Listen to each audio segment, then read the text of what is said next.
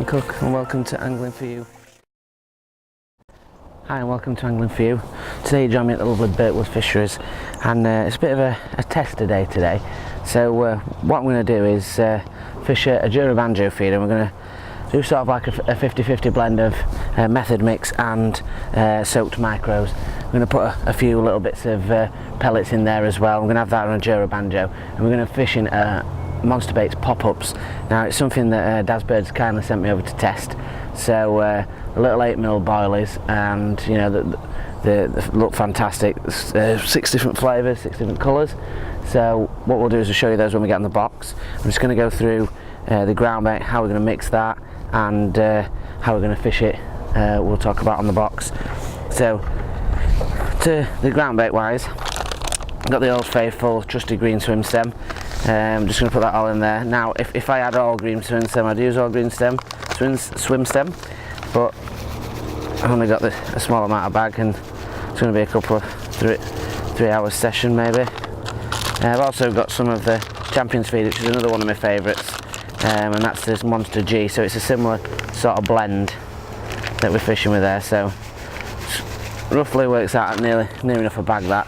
So I'm just going to give that a sort of light mix up. Normally I do this in a sort of a Guru big mixing bowl, but I'm going to do it in a little one just so you can see. So obviously just normal water, just about 1/4 pint just to start off, and just loosely bring that in first.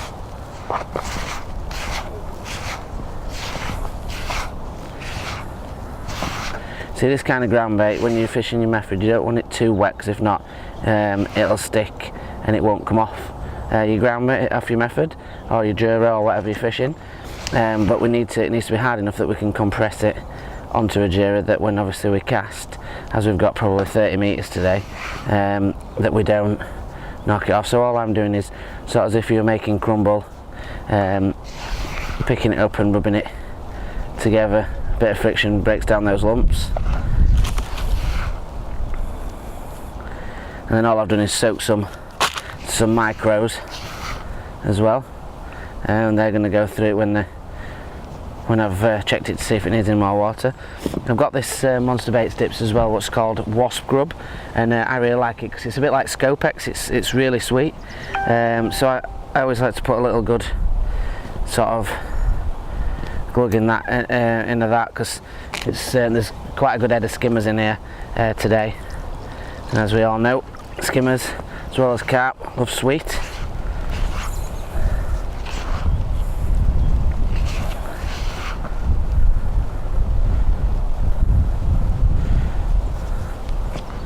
So what we're going to do now we've roughly mixed it together, I'm going to wait for it to dry out a little bit, and we'll get it in that big bowl, and then we'll mix the rest of the ingredients in, and then we'll get on the box and we can have a look at a setup and what boilers we're going to be using. So we've let that set for 15 minutes, and the consistency now, we can still boil it up, but it still breaks down.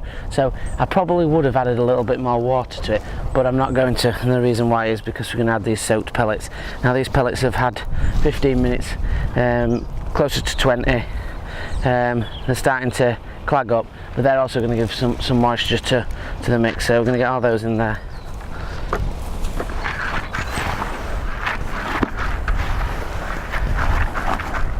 So this is when you really need to see if you need any more moisture, once you've added these pellets in.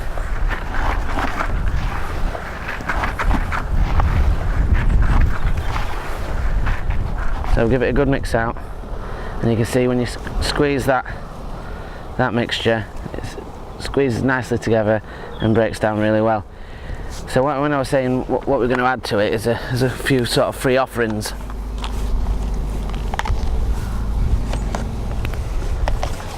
And those free offerings are luncheon meat, mussel, and sweet corn little mini 8mm pellets. So what we're going to do is sort of just put a few of each in there, and then that'll just give them something to settle on. So let's get on the box and have a go.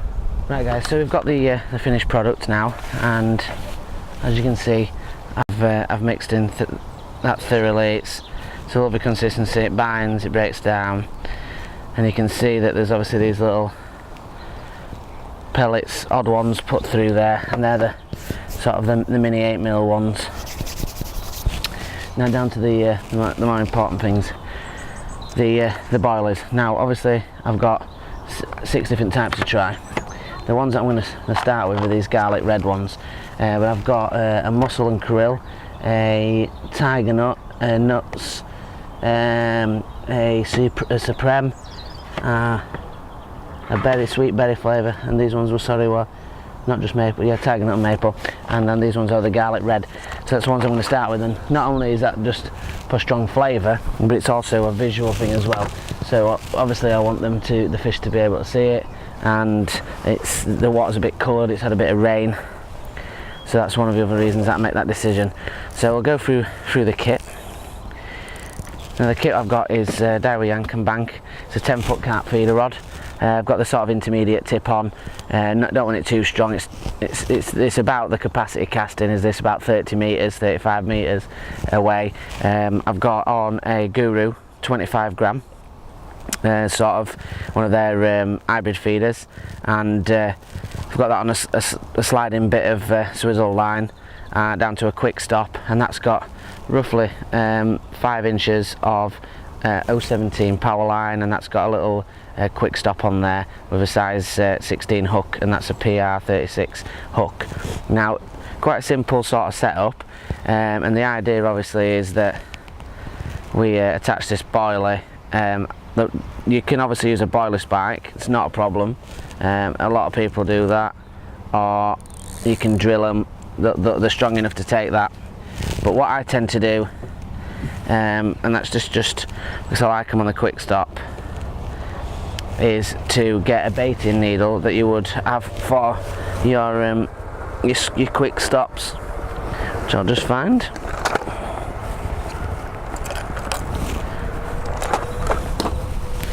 And I tend to have this needle, and what I do is get hold of whatever boiler you want. So obviously we're going to start with the garlic ones, move on to the other ones later on, and give them all a try. And I go straight through the boiler. I go through it one way, and I go through it the other way. Now you could have a few of these already done as well on hook links if you're in a match, or you could have just pierce a few while you're waiting. That's fine, whatever you want to do. So obviously after you've done that, get your quick stop in your needle as you normally would. So quick stop in the needle. I've got probably 2 centimetres worth of hair rig, just to allow me to pop that boiler up nice. So push it through like so, and pull off twist the needle and pull that off. I haven't damaged the boiler in any way, and pull that quick stop back to it. So as you can see, like a lot of people might think, oh, you know, it's gonna rip that boiler to pieces. Now they're actually really wet made pop-ups and boilers that they do at Monster Baits. So as you can see, it sits perfectly on the bend of that hook. Absolutely perfect length of hair for these 8mm. They're the small 8mm, and you know, they're quick and easy to do. Like I said, you can drill them, put a hair dumbbell or anything you want behind it, but for me that's the way I like to do it. Works perfectly. So effectively, when that's sat on the bottom, it's floating above, and the carp, see all this free offerings, comes down, sees this wafting around, whack, straight in, and that's hopefully we'll have a decent stamp of skimmers and some carp today. You really can catch anything here. There's a good head of skimmers in here. So to start off with, obviously I've put a little bit of bait in there first, and then I've covered the boiler because I do want to get it down to the bottom before it pops up. As you can see, just compacting a little bit of stuff onto there.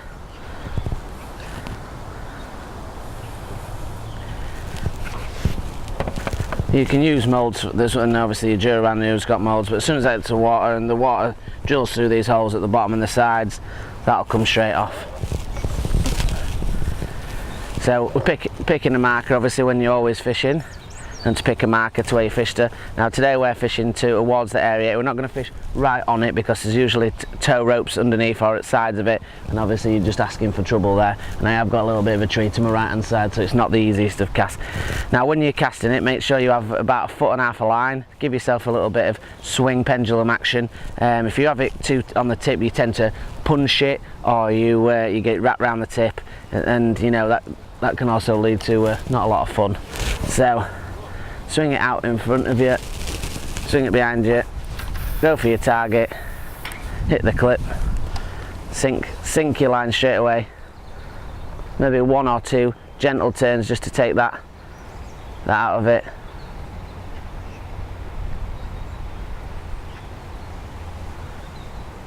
Obviously when you're fishing it at more distance, it takes a little longer for that line to sink. And just feeling that feeder. You can see the line coming together. Nailing out, and over there.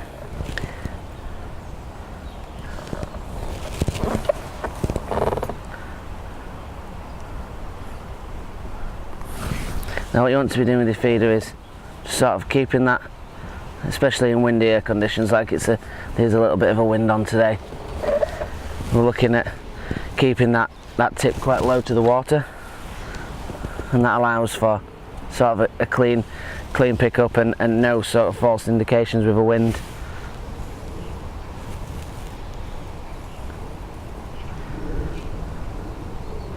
Now personally I'm just waiting for a new rod rest. As most of you know that watch videos, I've got a new box set up.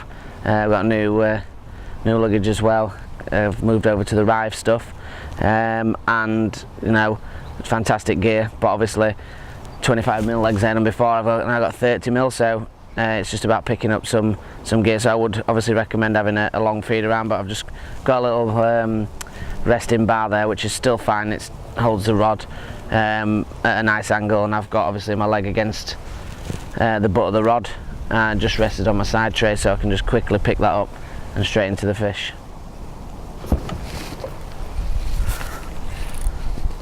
Into a fish now. Fantastic bite.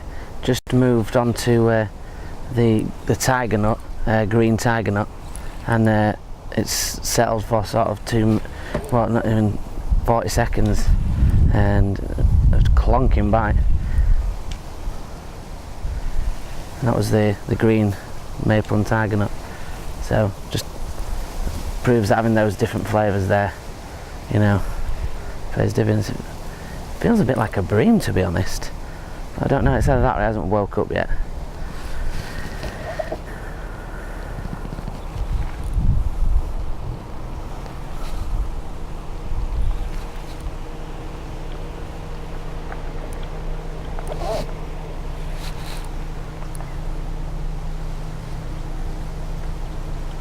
Just a little carp. First one of the day. Lovely bite. Fantastic bite.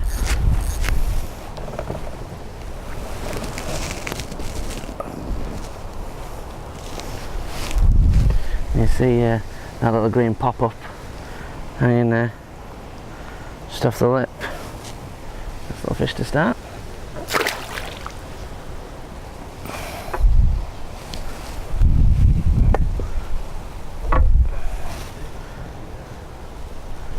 Get the some more bait and get that one straight back out over. That's the good things of having these pop-ups as well. They're quite indestructible, so you can probably catch quite a few fish on them, which is good. So again, we're aiming for that same place, swinging it out in front of us, punching it out there, exactly the same place. Dead in line with that aerator. Just keeping that line down, getting it sunk, and then we're on the rest.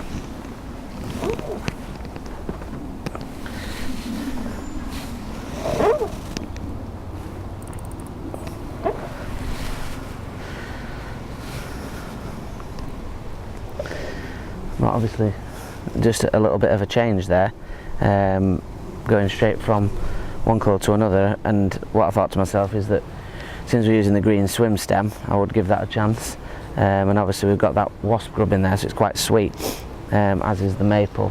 So I swapped straight over to one of these, and you know, they're a similar colour to what we feed him. I wish you could smell them. I should have smell vision, because they smell beautiful. Not that I'm going to try and eat one of them, of course, but they taste pretty good. They smell pretty good. Well, let's just hope that that wasn't one passing carp and that there's a few more over there. An absolute clonking bite that was. So a rod ragger is that one. I definitely would have took my rod in if I wasn't sat next to it. Into a fish now. Feels like another carp. Great bite, and that's on the nuts pop up, that one, the white one.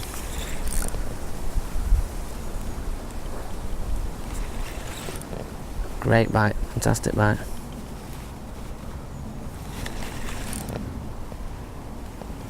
Just proves that you just need to keep swapping these boilies around, these pop-ups.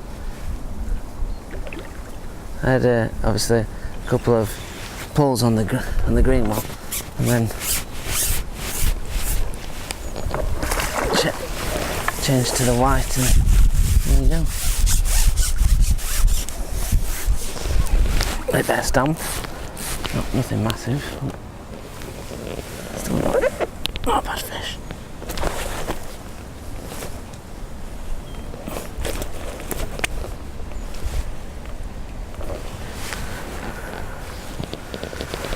You can see the white pop up there.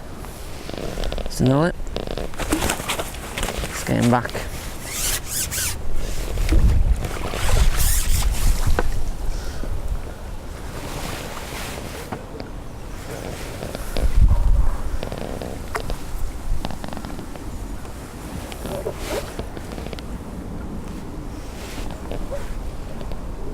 Hope you've enjoyed this video. Obviously, lots of baits. Thanks very much, Dazbird, for giving me these to try out, and you know, they worked fantastic today. Just proves that you need to swap them around, and you know, swap and change your baits anyway when you're fishing on feeders sometimes. But the different colour changes today obviously have made the difference. And you know, go and visit the site Monster Baits and Dips on Facebook. Hope you're enjoying the videos, and keep watching them, and obviously sharing them is great. Thank you very much for that. Come and join us on Members Days on Angling For You on Facebook, and angling_for you on Instagram. Obviously join us on the YouTube, and thanks a lot. Tight lads.